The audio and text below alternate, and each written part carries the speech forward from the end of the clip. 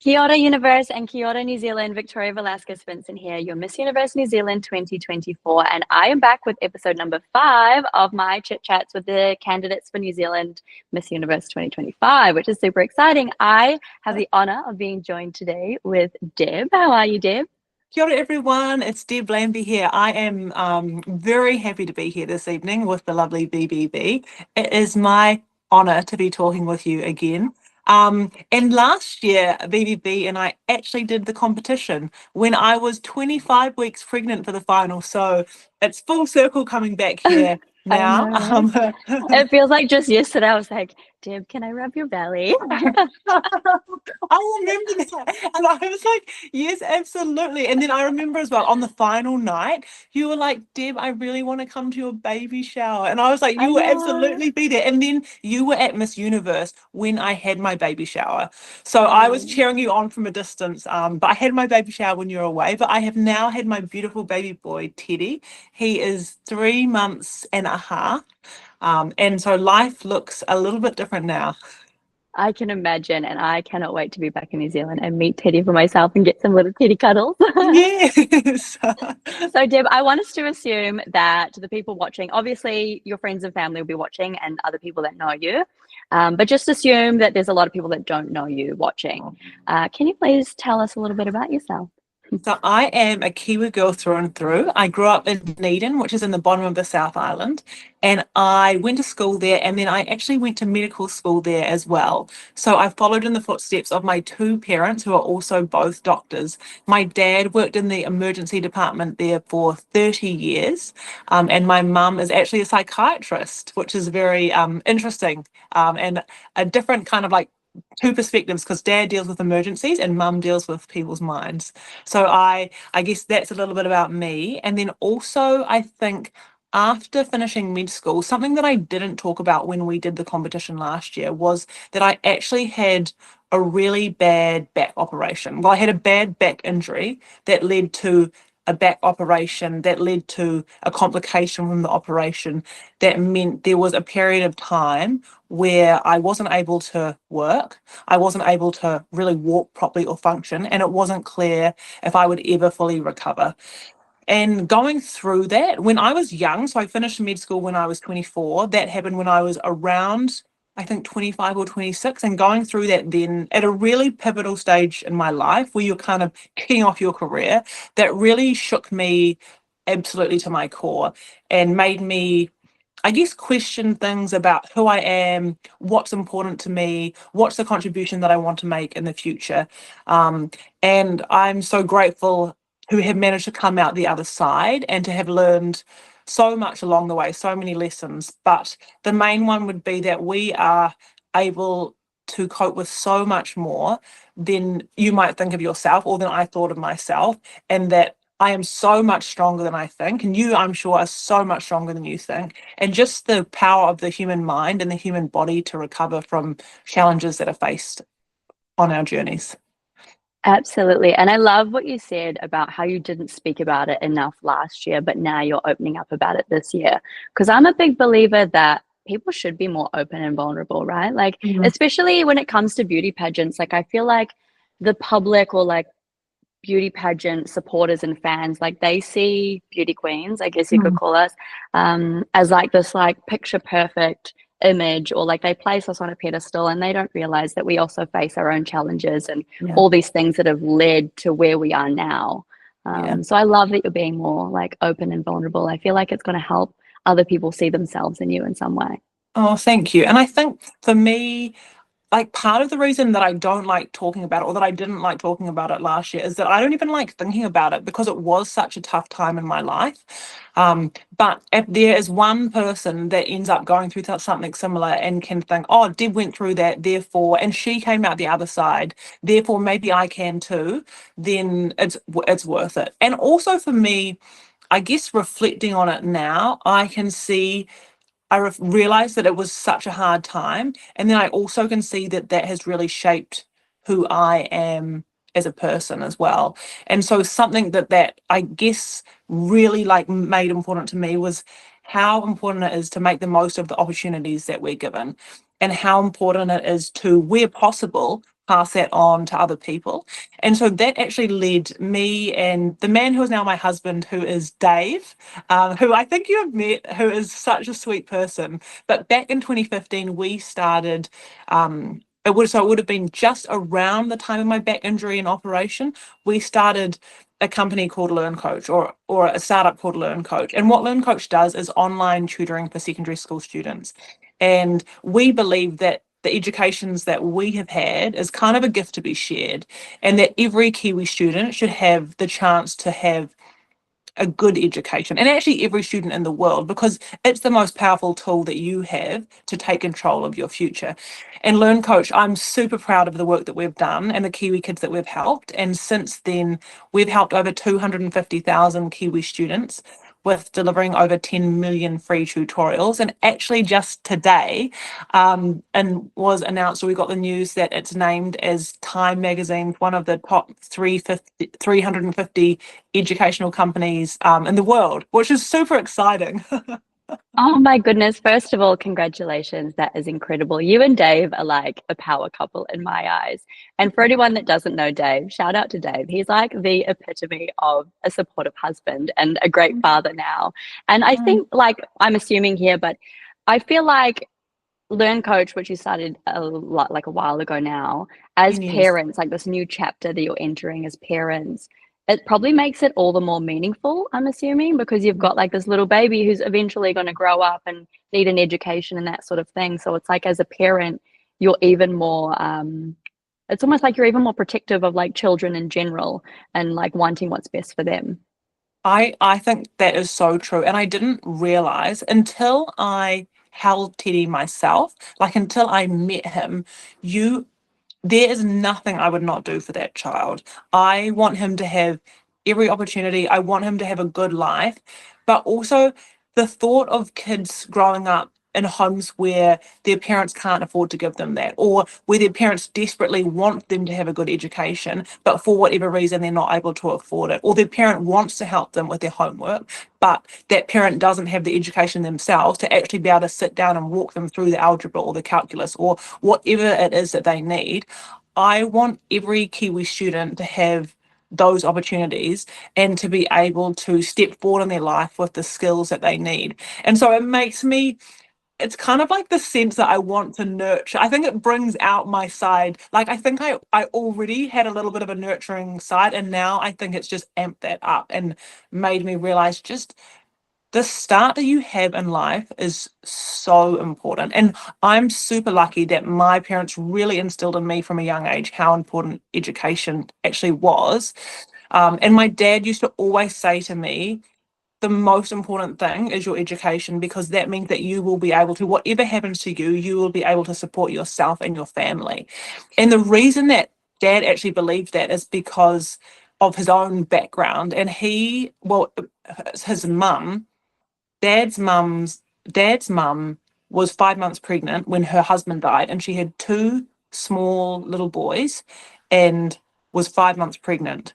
And so she then had to, like, the thought of this now to me as a mother is just so heartbreaking. She had to give birth to the baby by herself, and then raise these three young boys up into the beautiful men that they have become, all on her own, and financially support them.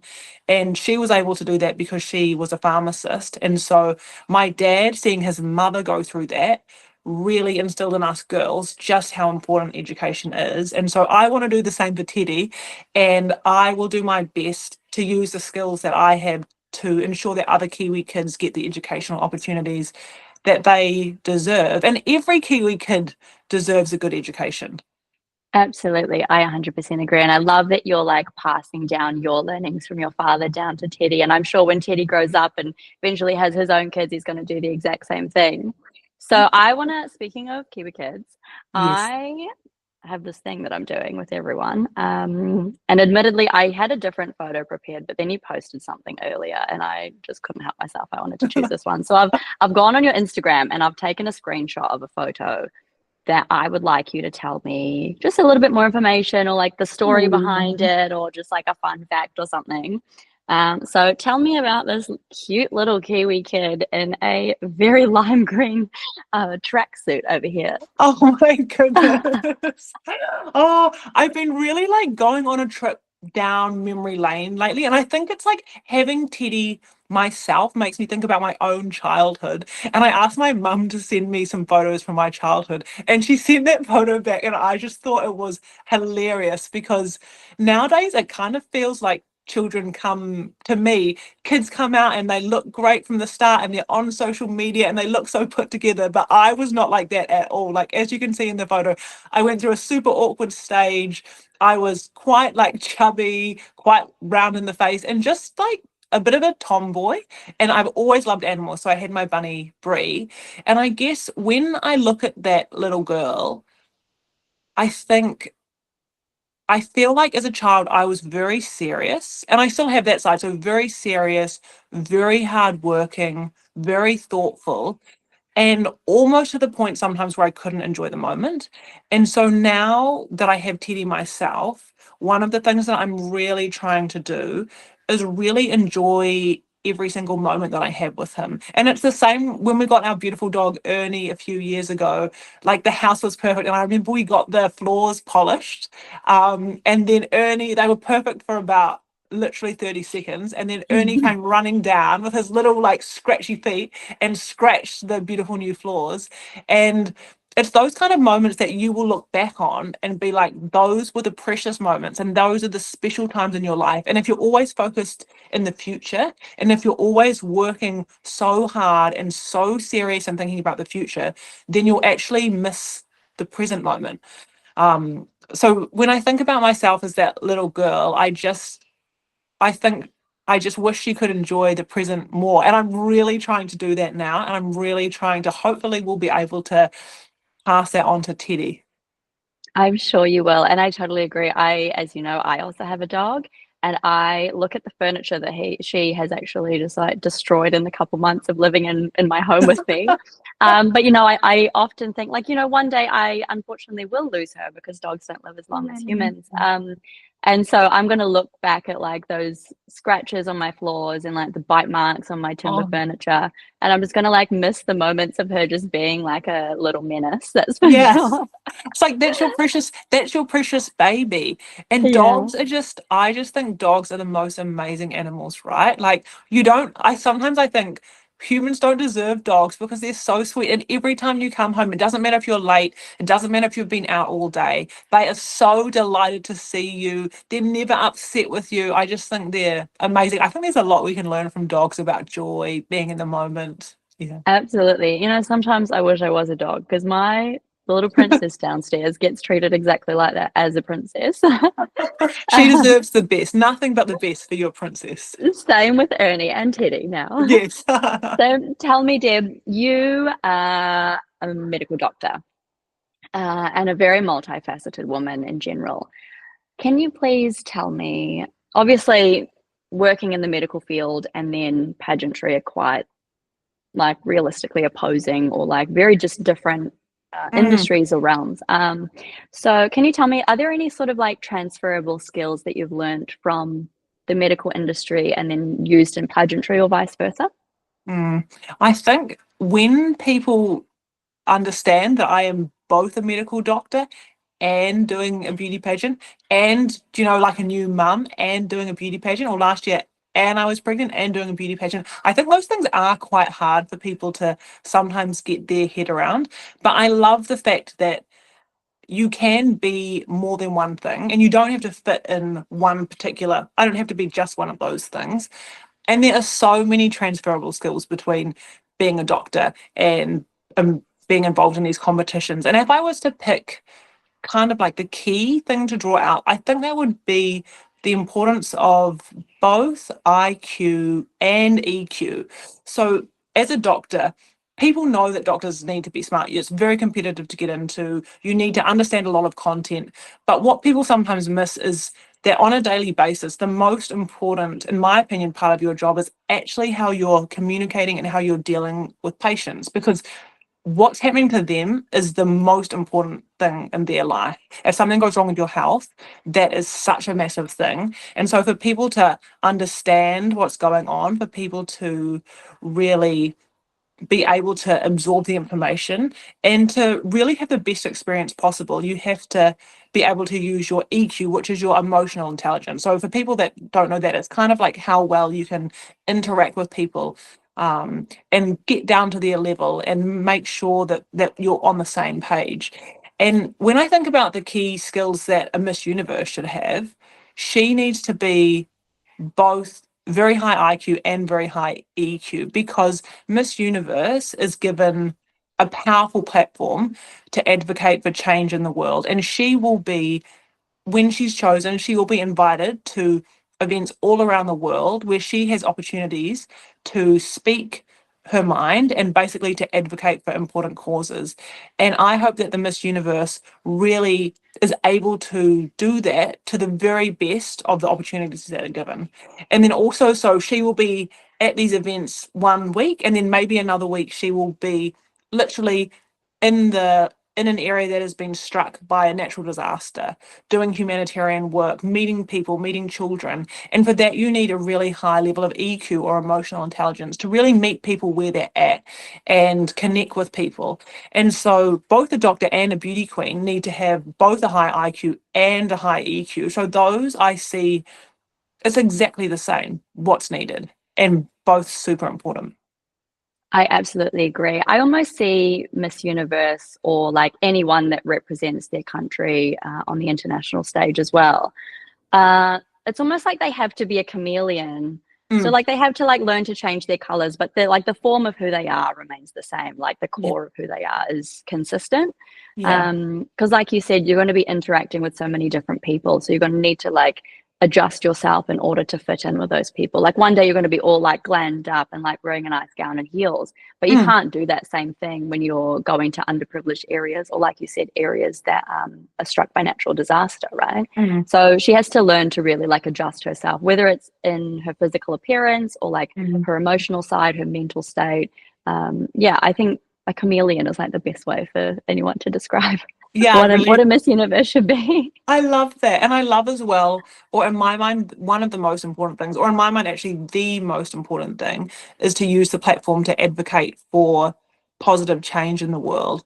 And so, that to me, being able to use your IQ and your EQ to do that, so you can both, you can, I guess, really use all of your skills effectively, I think is super important. Absolutely. So all of these skills that you've been accumulating from the different areas and aspects of your life, using those to eventually show up on stage in 2 months' time, or under 2 months' time, which is fast approaching. Can you describe for me the Deb that we're going to see come finals night? Can't believe it's only 8 weeks. I know. And so in 8 weeks' time, if I think about the kind of person that I want people to see when they're looking at me, I want people to see someone who has, I guess, every single part of me, which is the intelligence of a doctor, the warmth and nurturing side of a mother, also just the down to earth nature that a Kiwi woman has, the strength of someone that's gone through a hard thing like a back operation and an injury and come back from that. And what I also want people to see is someone who can represent themselves, who can represent their country, New Zealand, on the international stage, who they would be really proud of. And I also want people to see themselves when they look at me. Oh, that's so beautiful. I love that. And I cannot wait to see that Deb on stage and cheer for her, whether I'm in the backstage or at the front, wherever I'll be. I will be screaming very loud for all of you guys. Oh, Um, it'll be so special to be there. okay, so Deb, I am doing this thing on this little series where I get each girl to leave a question with me that they want me to ask the next girl. Okay. So the next girl has to answer. So the previous girl was Advaita, and Mhm. she has left a question for you. And she would like to know, oh, but she also didn't know that it was going to be you next. So it's Okay. all a bit mysterious. Um, she would like to know, so far in Miss Universe New Zealand, what is the biggest thing that you've learned, or the most important thing that you've learned? I would say the biggest thing that I've learned so far on my Miss Universe New Zealand journey would really have to be the importance of keeping an open mind. And I would say that really for two reasons, because it's keeping an open mind for myself so that I can do things that I didn't think were possible. And that last year was doing the competition when I was pregnant. And this year is doing the competition as a new mum. And this is a new thing for Miss Universe to have embraced this broader definition of beauty, to have mums. It's not the first year, but for me, it's super special to be able to be keeping an open mind so that I can do things that previously 5 years ago I wouldn't have thought were possible. And secondly, keeping an open mind so that I can learn from every single person that I meet. And there's 13 other women who are doing the competition, and they're all diverse, they're multifaceted, they come from different backgrounds, and there's things that I can learn from each and every single one of them. And also being open-minded to learn from the people that I'm surrounded with, the team that is helping me. And there are amazing people that are helping me on my journey that I am so grateful for. And if I remain open-minded to just learn every day as much as I can, that will allow me to be stepping forward every day as a better version of myself. And when it comes to that final night in 8 weeks' time, I will be the best version of myself because of that ability to keep my mind open, be learning, be growing, and be challenging myself along the way. I love that. And I love because there's like a sense of humility as well that comes with having an open mind. You know, it's like you're willing to admit that you don't know everything. Mm, And you're willing to admit that it's not just you on this journey, even though you're like the face of it. There's like a whole village of people behind you, right? mm, Yeah, pageantry isn't as easy as everybody seems to think it is. yeah. But yeah, no, that's a really beautiful thing. Thank you so And much. oh no, So, you're with that being said, can you please leave me a question for the next girl to answer? I guess a question that I would be really curious to learn from whoever is after me would be, what's a belief that you've recently changed your mind about, and what led you to change your mind about that belief? Beautiful question. I love that. I'm going to start asking that to everybody else I meet. That's a really good question. All righty. Thank you so much for your time, Deb. I cannot wait to see you again, first of all, and cheer for you. And I can't wait to give Teddy some cuddles. Please pass on my love to both Teddy and Dave. And I will see you very, very soon. Thank you so much for having me. Great to talk to you. Take Likewise. care. Take care. See Bye. you. Bye.